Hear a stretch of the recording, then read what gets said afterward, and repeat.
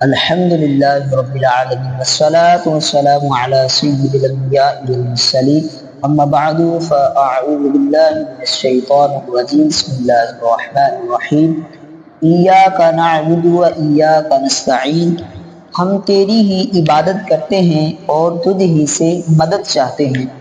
إياك نعبد وإياك نستعين ہم تیری ہی عبادت کرتے ہیں اور تجھ ہی سے مدد چاہتے ہیں۔ اس سے پہلی آیات میں بیان ہوا کہ ہر طرح کی حمد و ثنا کا حقیقی مستحق اللہ تعالی ہے، جو کہ سب جہانوں کا پالنے والا، بہت مہربان اور رحم فرمانے والا ہے۔ اور اس آیت سے بندوں کو سکھایا جا رہا ہے کہ اللہ تعالیٰ کی بارگاہ میں اپنی بندگی کا اظہار یوں کرو: اے اللہ عز و جل، ہم صرف تیری ہی عبادت کرتے ہیں، کیونکہ عبادت کا حقدار صرف تو ہی ہے اور تیرے علاوہ اور کوئی اس لائق ہی نہیں کہ اس کی عبادت کی جا سکے، اور حقیقی مدد کرنے والا بھی تو ہی ہے۔ تیری اجازت اور مرضی کے بغیر کوئی کسی قسم کی ظاہری، باطنی، جسمانی، روحانی، چھوٹی بڑی کوئی مدد نہیں کر سکتا۔ عبادت اور تعظیم میں فرق۔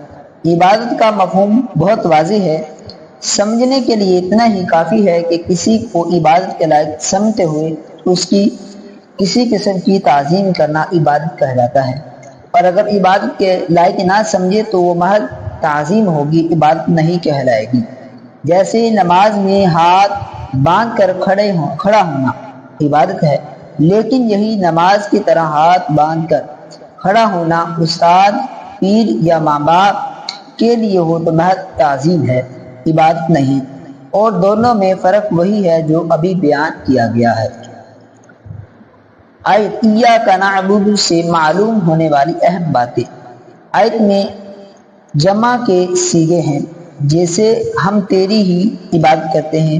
اس سے معلوم ہوا کہ نماز جماعت کے ساتھ ادا کرنی چاہیے، اور دوسروں کو بھی عبادت کرنے میں شریک کرنے کا فائدہ یہ ہے کہ گناہ گاروں کی عبادتیں اللہ تعالیٰ کی بارگاہ میں محبوب اور مقبول بندوں کی عبادتوں کے ساتھ جمع ہو کر قبولیت کا درجہ پا لیتی ہیں۔ یہ بھی معلوم ہوا کہ اللہ تعالیٰ کی بارگاہ میں اپنی حاجت عرض کرنے سے پہلے اپنی بندگی کا اظہار کرنا چاہیے۔ امام عبداللہ بن احمد نصفی رحمۃ اللہ تعالی علیہ فرماتے ہیں، عبادت کو مدد طلب کرنے سے پہلے ذکر کیا گیا کیونکہ حاجت طلب کرنے سے پہلے اللہ تعالیٰ کی بارگاہ میں وسیلہ پیش کرنا قبولیت کے زیادہ قریب ہے۔ اللہ تعالیٰ کی بارگاہ میں وسیلہ پیش کرنے کی برکت۔ ہر مسلمان کو چاہیے کہ وہ اللہ تعالیٰ کی بارگاہ میں کسی کا وسیلہ پیش کر کے اپنی حاجات کے لیے دعا کیا کرے، تاکہ اس وسیلے کے صدقے دعا جلد مقبول ہو جائے۔ اور اللہ تعالیٰ کی بارگاہ میں وسیلہ پیش کرنا قرآن و حدیث سے ثابت ہے۔ چنانچہ وسیلے کے بارے میں اللہ تعالیٰ ارشاد فرماتا ہے: یا ایھا الذین آمنوا اتقوا اللہ وابتغوا الیہ الوسیلہ، اے ایمان والو، اللہ سے ڈرو اور اس کی طرف وسیلہ ڈھونڈو۔ اور سنن ابن ماجہ میں ہے، ایک نبینہ صحابی بارگاہ رسالت صلی اللہ علیہ وسلم میں حاضر ہو کر دعا کے طالب ہوئے۔ آپ صلی اللہ علیہ وسلم نے انہیں اس طرح دعا مانگنے کا حکم دیا: اے اللہ عز و جل، میں تجھ سے سوال کرتا ہوں اور تیری طرف نبی رحمت حضرت محمد صلی اللہ علیہ وسلم کے ساتھ متوجہ ہوتا ہوں۔ اے محمد صلی اللہ علیہ وسلم، میں نے آپ صلی اللہ علیہ وسلم کے وسیلے سے اپنے رب کی طرف اپنی حاجت کی توجہ کی تاکہ میری حاجت پوری کر دی جائے۔ اے اللہ عز و جل، بس تو میرے لیے حضور صلی اللہ علیہ وسلم کی شفاعت قبول فرما۔ حدیث پاک میں لفظ یا محمد کے متعلق ضروری وضاحت۔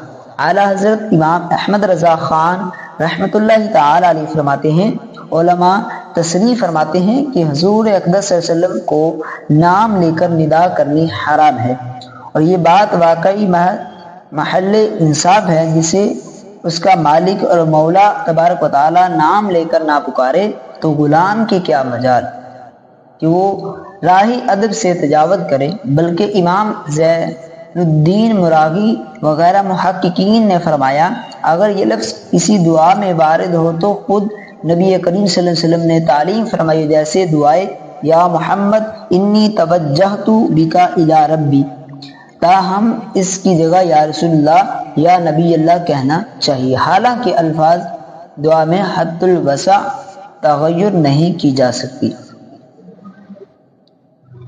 ایاک نستعین، اور تجھ ہی سے مدد چاہتے ہیں، اس آیت میں بیان کیا گیا کہ مدد طلب کرنا خواہ واسطے کے ساتھ ہو یا واسطے کے بغیر ہو، ہر طرح سے اللہ تعالیٰ کے ساتھ خاص ہے، اور اللہ تعالیٰ کی ذات ہی ایسی ہے جس سے حقیقی طور پر مدد طلب کی جائے۔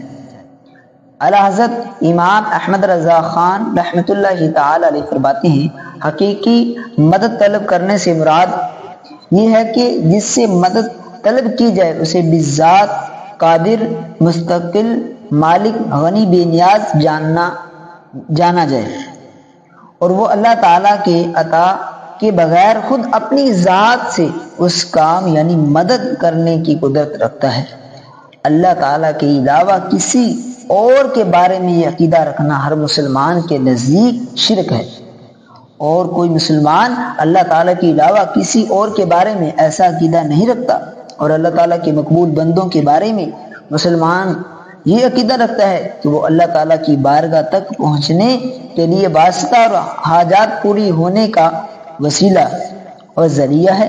تو جس طرح حقیقی وجود کے کسی کے پیدا کیے بغیر خود اپنی ذات سے موجود ہونا اللہ تعالیٰ کے ساتھ خاص ہے، اور اس کے باوجود کسی کو موجود کہنا اس وقت تک شرک نہیں ہے جب تک وہی حقیقی وجود مراد نہ لیے جائے۔ یعنی حقیقی علم کسی کی عطا کے بغیر خود اپنی ذات سے ہو، اور حقیقی تعلیم کسی چیز کی محتاجی کے بغیر از خود کسی کو سکھانا اللہ تعالیٰ کے ساتھ خاص ہے۔ اس کے باوجود کہ دوسرے کو عالم کہنا یا اس کے علم طلب کرنا اس وقت تک شرک نہیں ہو سکتا جب تک وہی اصلی معنی مقصود نہ ہو۔ تو اسی طرح کسی سے مدد طلب کرنے کا معاملہ اس کا حقیقی معنی اللہ تعالیٰ کے ساتھ خاص ہے، اور وسیلہ واسطہ کے معنی میں اللہ تعالیٰ کے علاوہ کے لیے ثابت ہے، کیونکہ اللہ تعالیٰ وسیلہ اور واسطہ بننے سے پاک ہے۔ اس سے اوپر کون ہے کہ اس کی طرح وسیلہ ہوگا، اور اس کے سوا حقیقی حاجت روا کون ہے یہ بیچ میں واسطہ بنے گا۔ بد مذہبوں کی طرف سے ہونے والا ایک اعتراض ذکر کر کے اس کا جواب میں فرماتے ہیں کہ یہ نہیں ہو سکتا کہ خدا توسل کر کے اسے کسی کے یہاں وسیلہ ذریعہ بنایا جائے۔ اس وسیلہ بننے کو ہم اولیاء کرام سے مانگتے ہیں، وہ بارگاہ الہی میں ہمارا وسیلہ، ذریعہ اور قضاء حاجت کا واسطہ ہو جائیں۔ اسی بے وقوفی کے سوال کا جواب اللہ تعالیٰ نے اس آیت میں دیا ہے، وَلَوْ أَنَّهُمْ إِذْ ظَلَمُوا أَنفُسَهُمْ جَاءُوكَ فَاسْتَغْفَرُوا اللَّهَ وَاسْتَغْفَرَ لَهُمُ الرَّسُولُ لَوَجَدُوا اللَّهَ تَوَّابًا رَحِيمًا، اور جب وہ اپنی جانوں پر ظلم یعنی گناہ کر کے تیرے پاس حاضر ہوں اور اللہ سے معافی چاہیں اور معافی مانگے ان کے لیے رسول، تو بے شک اللہ توبہ قبول کرنے والا مہربان پائیں گے۔ کیا اللہ تعالیٰ اپنے آپ نہیں بخش سکتا؟ پھر کیوں یہ فرمایا اے نبی تیرے پاس حاضر ہوں تو اللہ سے ان کی بخشش چاہیں تو یہ دولت اور نعمت پائیں۔ یہی ہمارا مطلب ہے کہ جو قرآن کی آیت صاف فرما رہی ہے۔ زیر تفسیر آیت کی کریمہ کے بارے میں مزید تفصیل جاننے کے لیے فتاوی رضویہ شریف کی 21ویں جلد میں موجود اعلیٰ حضرت کا رسالہ مطالعہ فرمائیے۔ یاد رہے کہ اللہ تعالیٰ اپنے بندوں کو دوسروں کی مدد کرنے کا اختیار دیتا ہے، اور اس اختیار کی بنا پر ان بندوں کا مدد کرنا اللہ تعالیٰ ہی کی مدد کرنا ہوتا ہے۔ جیسے غزوہ بدر میں فرشتوں نے آ کر صحابہ کرام رضی اللہ تعالیٰ عنہ کی مدد کی، لیکن اللہ تعالیٰ نے ارشاد فرمایا وَلَقَدْ نَصَرَكُمُ اللَّهُ بِبَدْرٍ وَأَنْتُمْ أَذِلَّةٌ، اور بے شک اللہ تعالیٰ نے بدر میں تمہاری مدد کی جب تم بالکل بے سر و سامان تھے۔ یہاں فرشتوں کی مدد کو اللہ تعالیٰ کی مدد کہا گیا۔ اس کی وجہ یہی ہے کہ فرشتوں کو مدد کرنے کا اختیار ہے اللہ تعالیٰ کے دینے سے ہی ہے، تو حقیقتاً یہ اللہ تعالیٰ کی ہی مدد ہے۔ یہی معاملہ انبیاء کرام علیہ السلام اولیاء اعظام رحمۃ اللہ تعالیٰ علیہ کا ہے۔ وہ اللہ عز و جل کی عطا سے مدد کرتے ہیں اور حقیقتاً وہ اللہ تعالیٰ کی مدد ہوتی ہے۔ جیسے حضرت سلیمان علیہ السلام نے اپنے وزیر حضرت آصف بن برقیہ رضی اللہ تعالیٰ عنہ سے تخت لانے کا فرمایا تو انہوں نے پلک جھپکنے میں تخت حاضر کر دیا۔ اس پر انہوں نے فرمایا ھذا من فضل ربی، یہ میرے رب کے فضل سے ہے۔ اور تاجدار رسالت صلی اللہ علیہ وسلم کی سیرت مبارکہ میں مدد کرنے کی اتنی مثالیں موجود ہیں، اگر سب جمع کی جائیں تو ایک ضخیم کتاب جمع لکھی جا سکتی ہے۔ صحیح بخاری میں ہے کہ نبی کریم صلی اللہ علیہ وسلم نے تھوڑے سے کھانے سے پورے لشکر کو سیر کیا۔ آپ صلی اللہ علیہ وسلم نے دودھ کے ایک پیالے سے 70 صحابہ کو سیراب کر دیا۔ انگلیوں سے پانی کے چشمے جاری کر کے 1400 یا اس سے بھی زائد افراد کو سیراب کر دیا۔ لعاب دہن سے بہت سے لوگوں کو شفا عطا فرمائی۔ تمام مددیں اللہ تعالیٰ ہی کی عطا سے ہیں۔ اللہ تعالیٰ کی بارگاہ میں دعا ہے کہ ہم سب کو قرآن احکامات سیکھنے کی توفیق عطا فرمائے۔ آمین بجاہ خاتم النبی صلی اللہ علیہ وسلم۔